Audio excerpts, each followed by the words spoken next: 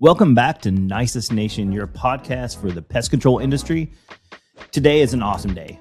Not only do we have some guests from Truly Nolen, but I would like to introduce Amanda. Some of you may know her, but she is going to be guest hosting here on the podcast. So Amanda, if you want to just introduce yourself real quick. Yeah. Hi. My name is Amanda, and I'm so excited to finally be here working with Nisus. It's been almost a couple months now, and I previously was with PCT Magazine as a digital editor there. So I've been in the industry now for the last 3 or 4 years, and I'm super excited to finally be expanding and doing a lot more with all the wonderful people in this industry, and including some of the wonderful people or the wonderful person that we have today. A lot of the work that I did previously was with this awesome company, Truly Nolen.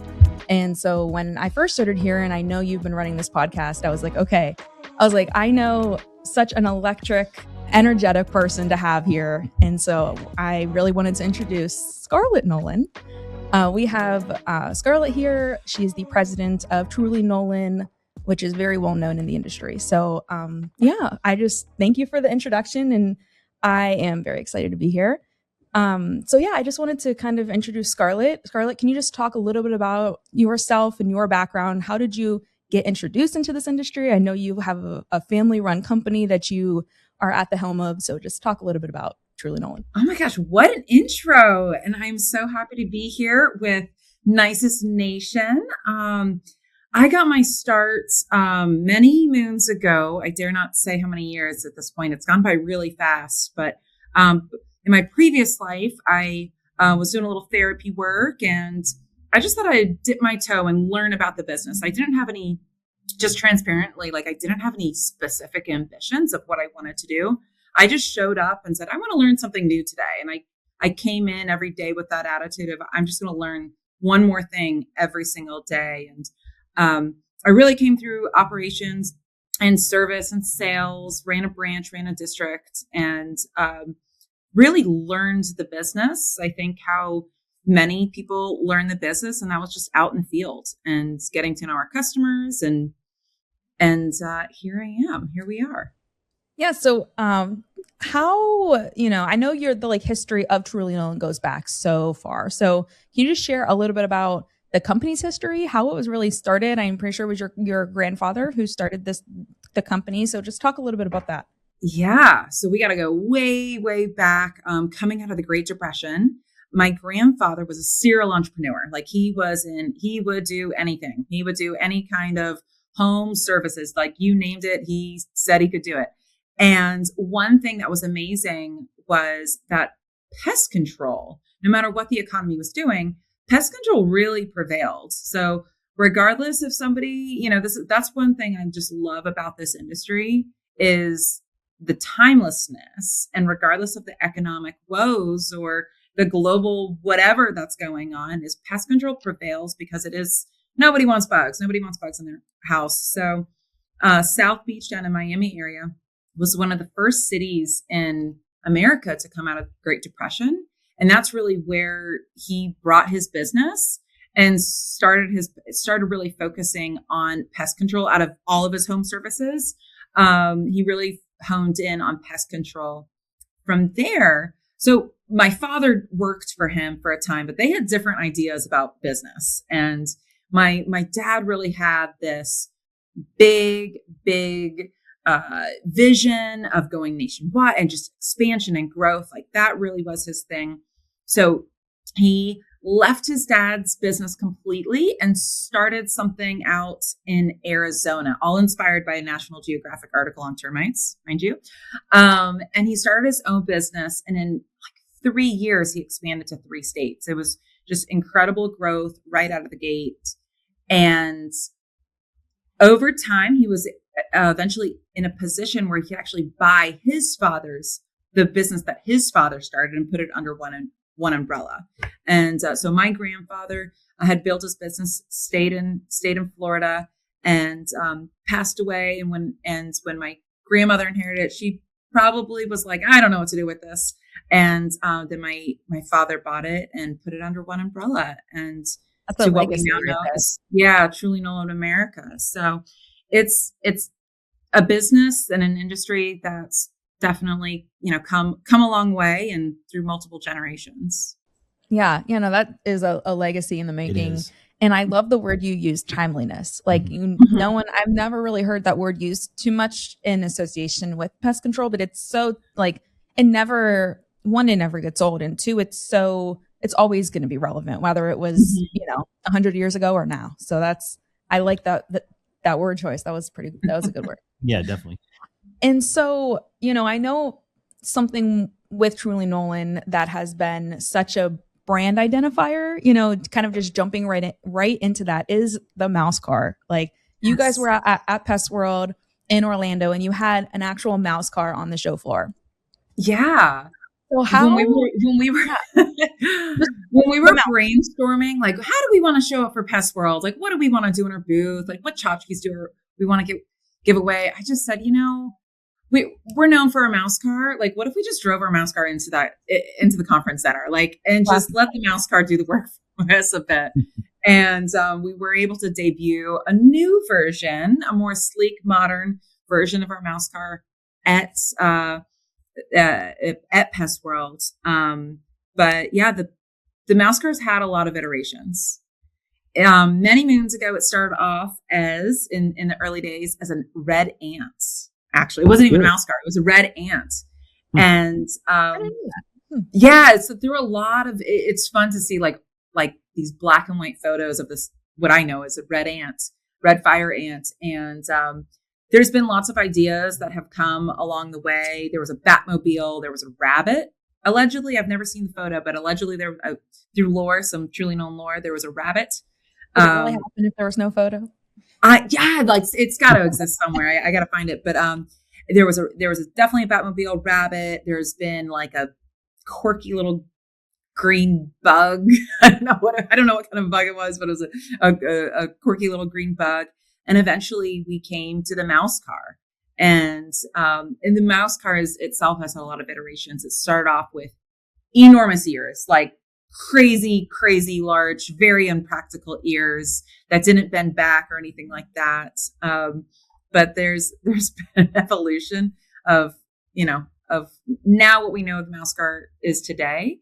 And then internationally, what's kind of cool about it is we use the mouse car at a global scale. So we have Truly Nolen international locations, and you can find a mouse in India and in Chile. And there's a little bit of different tweaks, but they're all yellow. They've all got ears and they've all got a tail. Do you get calls of people on the road and they're like, I just passed the mouse car? Like, I mean, I'm sure you guys. Yeah, I do. Yeah. And every once in a while, someone will be like on vacation and they'd be like, there's no way you have you're not in Paris, are you? I was like, funny. They're like, you'll never guess what I saw. And I was like, it could have been. I said, probably. I will have to say, if I show up somewhere, like no matter where I'm going, if I show up not in a mouse car, people are very, very disappointed. They're like, no, I'm just in my everyday car. But yeah, so people do like it. They look forward to it, and sometimes it brings people back to their childhood, like depending on where they grew up and stuff. Yeah, that's awesome. And that's just one differentiator. You guys have your mouse car, but what other, technology, innovation, what do you feel sets yourself maybe apart, and are continuing to grow in this industry as Truly Nolen? Yeah, I love that question. So we really have a huge advantage of being this big little company. We've got the resources of some of the larger guys. We've got aces on hand. We've got the technology. We shop everything on a global scale in the industry as far as what's available, what tools. We're always thinking about how can we innovate. But we have, I think we have somewhat an advantage of being also a bit of a small company that we can pivot really fast. And we don't go through a ton of bureaucracy or a lot of, we are family owned. So we absolutely are able to pivot fast for our customers and really customize things.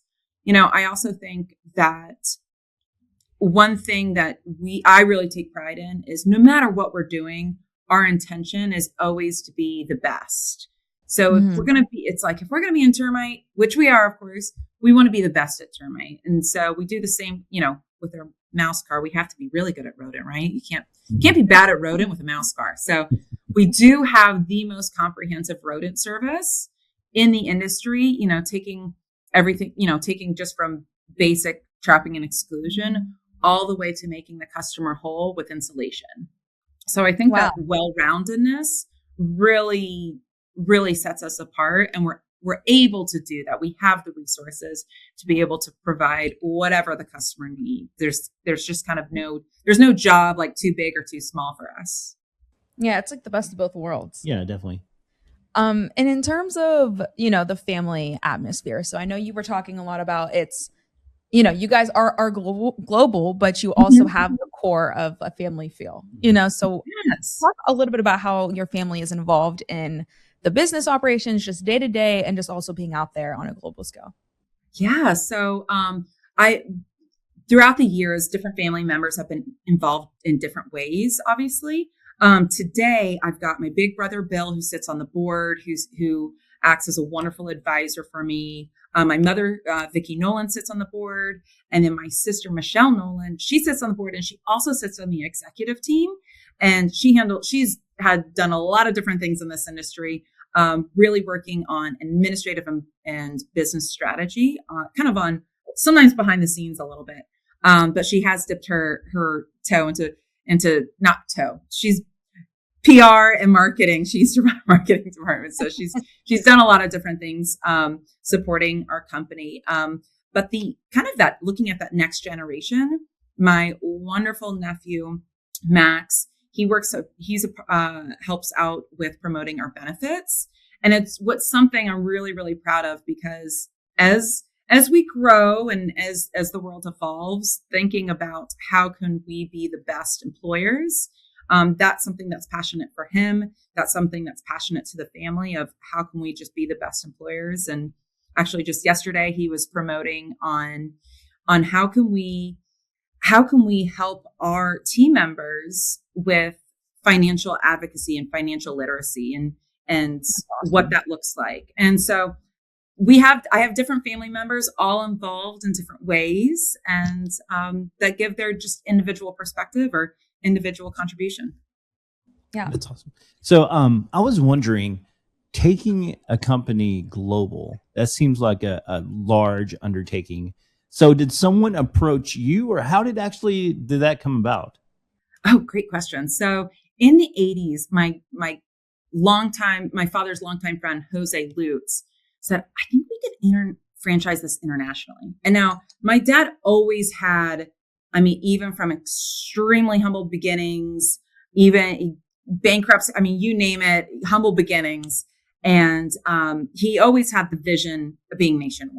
That was his dream. Going international was not on his radar, was not a part of his dream. So in the 80s, when Jose Lutz really was the driver in taking it international and having franchisees on a global scale, that was something I know my dad spoke, very fondly of. That was so, just beyond his wildest dreams.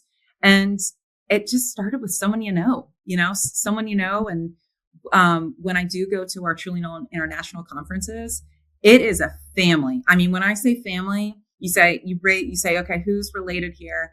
And not necessarily related to me, but collectively our franchise group, like someone's mother-in-law of somebody and someone's second cousins of somebody. And so it's just an interesting web, this kind of like, just incredible web of different families that have come to this industry under the Truly Nolen umbrella. That's incredible. One thing I was thinking is, I'm always thinking about the future of this show, and I'm like, it would be incredible if we could get an international Truly Nolen representative to come on and talk about their experiences and the challenges that working in a different country. Yeah, absolutely. Yeah, no, we'll definitely have to hook that up, because every country has a sort of a different set of rules and regulations. One thing that is consistent is that people don't want bugs. So good for us. Internationally, it's really commercially focused. It's almost 99% internationally, whereas this, residential pest control is a little bit more of a United States norm. I guess we just have such a low tolerance here for bugs in our home, but Right. internationally, we were really focusing on distribution centers and food and safety practices. But it's a world, no matter what country you're in, there's bugs. Yeah, Yeah. that's like a different approach to it than we normally see. So that's really Yeah. cool that it's and you mentioned the family aspect too. So what I was thinking was, what's one piece of advice you would give to somebody who is starting out working together as a family or has been working together as a family for 50 years? Like, what's one thing that you would advise when working with other family members? Oh, this is such a great question. So people ask me this all the time, and I really need to get like a full document of my advice, because it's not for everybody. I always tell people it's really not for everybody. When it works great, and when it doesn't, it doesn't. And so I really caution people to think about that thoroughly, because you might be with your family members all day long at work and then go home, and maybe you're ready to take a break maybe from work. And so setting those boundaries are important, but kind of backing up even before that, setting a lot of ground rules. A lot of times people jump into this industry, father sons, father daughters, brothers. They jump into this industry and they wait to talk about whether it's the legal side or the corporate structure. They kind of say, when we get big enough, we'll talk about that. I encourage people, before you even get your first customer, have some of those hard what if conversations, because companies evolve over time, and so do people's aspirations, and so do people's lifestyles and desires for what they want to do. So I encourage people, have those hard conversations really, really early on. And we've been lucky in a lot of ways, but there's a lot of, whether it's legal advisors or counselors, this is because more family business are more and more common in the US. This is a specialty. This is a specialty where you can get outside help, not in a contentious way, but just really help with your planning process. And I think that's really important to talk about. Okay, what are the rules? Kind of what are the rules of business when it comes to family business? Because it can get tricky. And I always see that different parties have different expectations. And if you can talk about them up front before the conflict arises, you're in pretty good shape. Yeah. And I know too, I never even realized until I started to meet, business coaches and consulting, just working with people like in the pest control industry, business coaches and everything that is involved. And there's so much, when it comes to planning a business and just continuing to grow. So there are so many great, coaches and advisors out there, like you were saying, to help you guide that process. I wanted to, that was really bad segue, by the way. I was like, okay, anyways. You are the third generation. Let's just start there. You are the third generation. So can you share a little bit about how the leadership style, started with the company to now how you, lead as a leader in the company? Yeah. So the third generation in any business is a little bit notorious for screwing it up. So my goal is not to do that, right? So about 2 months into me becoming president, the pandemic hit. So things were tested, and I think like all businesses, we were looking at our war chest, and thankfully, this industry was declared essential service, as it rightfully should be, as an extension of the healthcare community, and that what a saving grace for our industry. But what really pushed us, I think, as a team, was leaning in collectively as a team at our strengths and expertise. So kind of getting into my approach or my strategy or style is really about who has the best information, who has the best ideas, and how can we collaborate to have the best outcomes. I think, early on, and it was a different time. It was a different world, like when Truly Nolen started. So probably a much more traditional top-down leadership style. What's tricky is taking 80-plus-year-old company, 85-plus-year-old company, and trying to flip it on its head and going from a bottom up culture, bottom up leadership. That is really, really tricky to do. But, at Truly Nolen, we've always collaborated with the front line. The mouse car itself didn't come from a boardroom. That came from someone out in the field having an idea. That wasn't, so our best ideas have always come from the field. So really recognizing that, saying, okay, we've always got to make sure we're collaborating with the field no matter what. Having that feedback loop is important, and not being afraid to walk in a room and say, hey, I don't know all the answers. I don't have all the answers. Let's get the people that do know more than us and bring them into a room to collaborate. So that's, I think, been really helpful as we've evolved as a company. And my dad really set the tone and being open-minded. Like, nothing was ever off the table. He always said yes to trying things. He was really progressive in so many ways he was a man ahead of his time in I think not only his style, but also his value system. He grew up in a different generation and era. But he was really quick to offer benefits in the 80s to gay couples that were, and recognize them as a married couple, well before that, what is normed and obviously required and should be today. So he was just something, I think he set that tone culturally and sort of set the stage to be a bit more of a progressive company when thinking about how can we either tackle challenges or, think differently than others in the market and be that leader in the industry. But I set the stage today, when kind of circling back to your original question of like, well, what is my leadership style? I really try to collaborate with people. I try to lean into their strengths. I try to find someone as what is your unique strength that you bring to the table, and let's capitalize on that strength and forget the rest. That's awesome. And I think it makes a world of a difference when you work for a company and you are leading a company that, like you said, nothing is off the table. Like we, working here at Nisus is very forward thinking, and, everybody works together. We're one team. It's not, Lee Bear is our CEO and president. And it's not like he's not the only one that's like running the ship. And he's very proud, I think, and confident in saying that. It takes a whole collective, and it takes a leader like yourself and, leaders in this industry that are open to listening to everybody, whether you're out in the field every day or whether you're an executive. So yeah, I think the faster a company can like drop their politics, the healthier and better off they'll be. It's like, leave the politics at the door, the office politics, and maybe also the other politics at the door, all of the leave that at the door, and you're just in a healthier space as a company.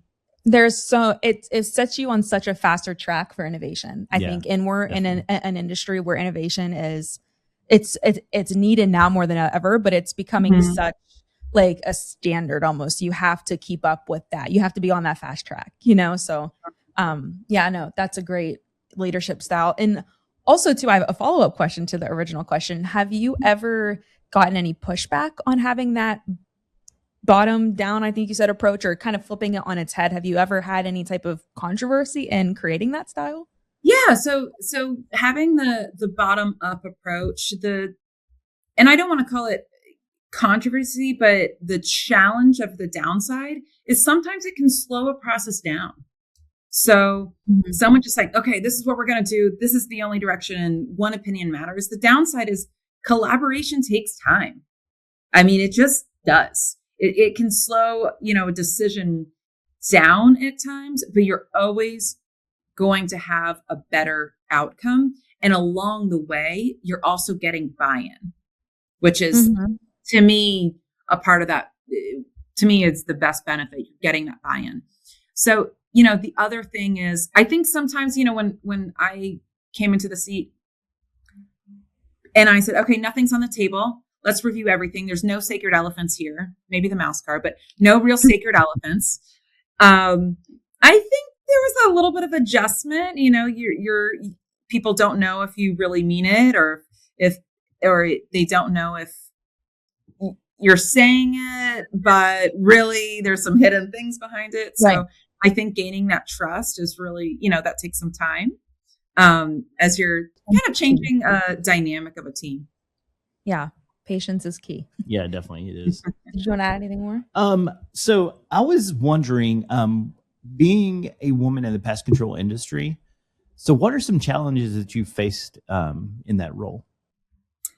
Oh, great question. So, when I think it's such an advantage to be a woman in this industry. When I came into the industry, whether it was this company or just looked around at a conference or at MPMA, there wasn't a ton of women. So you naturally stood out.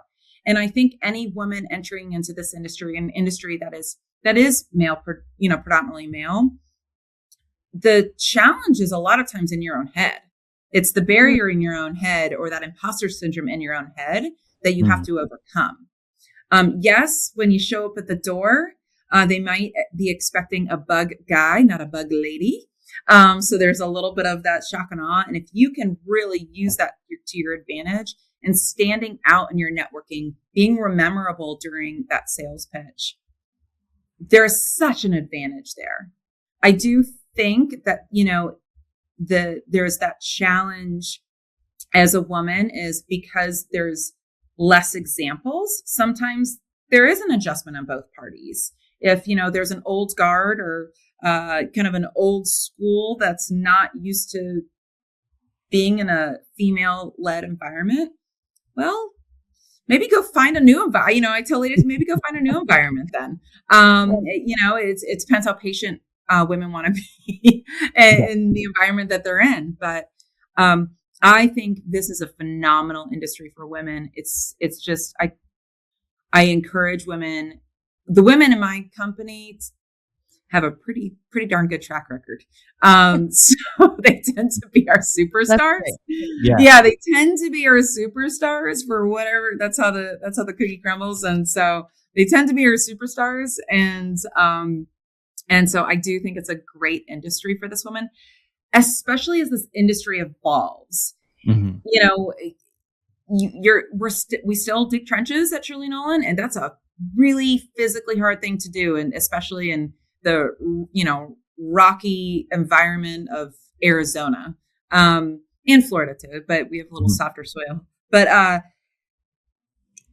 the industry evolves with technology. It's more than what we know in this industry. There's so much more to it. There's a lot more presentation. We're alongside healthcare. We're a backbone to making sure environments are healthy. And with all of the IPM evolution, there's a lot for everybody to contribute to this industry. Yeah, definitely. Because, traditionally it was more male dominated, but the thing is the back end of the pest control industry that most people don't see is very female driven. Yep. Like scientists and the entomology. All that. I mean, people don't realize how heavily it's more female on the back end, I think, than the forward facing. Yes. Yeah. We have a lot of layers. We're a little onion in this industry. And putting people in positions, having men be in positions that females have typically held and vice versa, I think is the only place we're going to go. I mean, it's the only direction we'll go going forward. And luckily, I think for us is we have so many great associations and organizations that are women led. So the NPMA has the Women's Forum every year. And I think this is their 6th year. I think they started in 2020, but that sounds organization, right. 2020. I think that one was virtual. And then the next year they started, but I've watched that event just grow and blossom. And my career here. So that was my very first event when I was working at PCT, was going to the Women's Forum. And I always say that event changed the trajectory of my career. Like I met so many amazing people, women and men. And it just opened my eyes, to what it was then, let alone now. It's growing even more. It's a huge event and they've got some worlds. I'm like, I don't get anything, but it's a huge event and they've got some world-class speakers. I've gone to a lot of speakers and they get some really good ones with some pretty great business insights. And in terms of other, woman-led organizations or anything, is there anything that you would advise or that you would say have helped shaped your career, or any woman in particular that you've leaned on? Yeah, I certainly appreciate and look up to my older sister, Michelle Nolen, and my mother, Vicki Nolen. Some other organizations people should think about. There's an organization called Chief. I spent some time in that. It is a roundtable of business leaders. So it's not industry specific, but it's called Chief. And it's the whole philosophy is didn't feel like there was a seat at the table. Well, so we created a new table. Again, I don't work for them or anything like that. But if someone's looking for a female space that they want to be in, that's a really good one. And they have world-class speakers and access to that. The other space that I really was encouraged by was the American Heart Association. So, gosh, was it 2 years ago now? A year or two ago? I got involved with the American Heart Association and was nominated as a woman of impact a couple years ago and in Orlando. And what I found, it was a lot of women behind a cause. And I got to say, the best way to solve a problem, just like put a bunch of women in a room at a luncheon and they'll tackle it. Like it was just the energy and the passion was pretty incredible. And we were able to raise a lot of funds, awareness, and open my eyes to completely worlds totally separate from pest control. But I do encourage people to think about networks and different community events they can get in their community. Whether that is specific to being a women-led group or whether it's something that maybe it's around, pets, something that they are personally passionate about, that it'll really boost your career and personal development. That's awesome. Did you want to add anything more? No, I think that's good. Okay. So, looking, I think as we kind of wrap this up here, looking into the future of what's in store for Truly Nolen and just this industry in general, what do you, foresee, or what do you have planned for this company and just for this industry? What do you hope to contribute in the future?